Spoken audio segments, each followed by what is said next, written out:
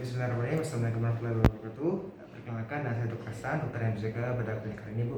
Saya juga nanti akan melakukan pemeriksaan ya terhadap anak ibu yang tujuannya untuk mengetahui nanti kira-kira apakah ada penyakit bawaan jantung pada anak ibu atau tidak. Kira-kira seperti itu. Apakah ibu bersedia? Bersedia, Dok. Baik, kalau ibu bersedia, sebelumnya dengan anaknya namanya siapa, Ibu? Namanya Isa. Isa. Oke, anak umurnya berapa tahun? Baru 2 hari yang lalu, Baru Dok. 2 hari yang lalu. Kemudian laki-laki atau perempuan, Ibu? Laki-laki. Oke, baik, karena anak ibu ini mau mau pulang, nanti akan saya lakukan pemeriksaan, Bu.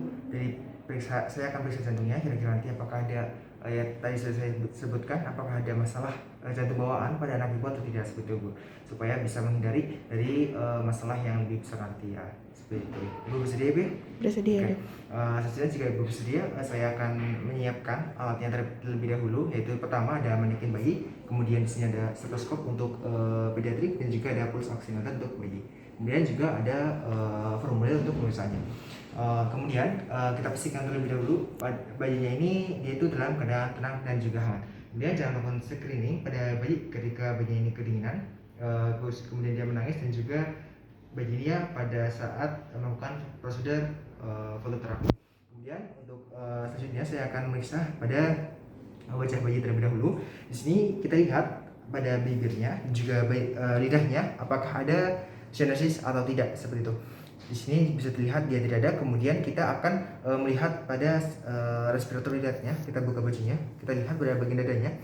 Kemudian kita hitung apakah respirator lidahnya ini normal atau tidak. Untuk nilai normal ya, yaitu berkisar pada nilai 40 sampai 60.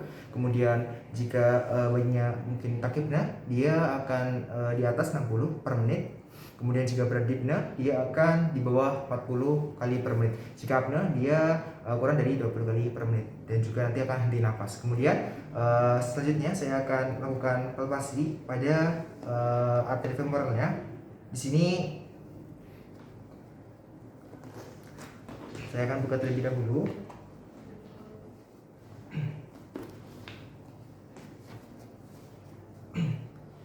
Saya akan palpasi pada arteri femoralnya di sini. Kemudian apakah arteri ini teraba normal atau tidak. Kemudian apakah berkurang pada sisi kedua ekstremitas. Kemudian jika ada pengurangan pada dua sisi, maka itu menunjukkan bahwa ada output yang buruk dan juga vasokonstriksi pada perifernya. Kemudian jika misal tidak terasa denyut nadi pada femoralnya, maka menunjukkan adanya rhythm dependent cardiac lesion. Kemudian selanjutnya saya akan melakukan auskultasi pada bayinya. Yang pertama saya akan melakukan nanti pada bagian aorta terlebih dahulu, kemudian pulmonal, kemudian tricuspid dan mitral. Lakukan pada aorta terlebih dahulu. Di sini kita raba di bagian ischias 2 pada parasternal kanan. Kemudian jika sudah aortik, kemudian ke pulmonal, dia di ischias 2 parasternal kiri. Kemudian kita akan memeriksa pada tricuspid, yaitu pada di ischias 4 di sternal border kiri bagian bawah. Kemudian kita memeriksa pada bagian mitral, yaitu di ICS 5 di area midclavicular. Kemudian saat kita melakukan stetoskop ini, kita identifikasi apakah ada suara murmur atau tidak. Sini saja tidak ada. Kemudian selanjutnya akan bisa menggunakan oximeter.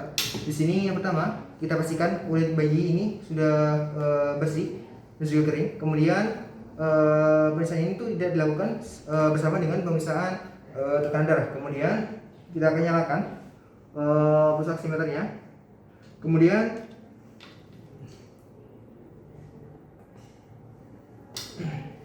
baik, jika sudah dinyalakan, baik, kemudian kita akan meletakkan fotodetektornya pada area telapak tangan. Kita akan melakukan di sisi yang sebelah kanan. Letakkan fotodetektor pada telapak tangan kanan atau bisa jari-jarinya. Kemudian probe pemancar cahayanya pada bagian punggung tangan.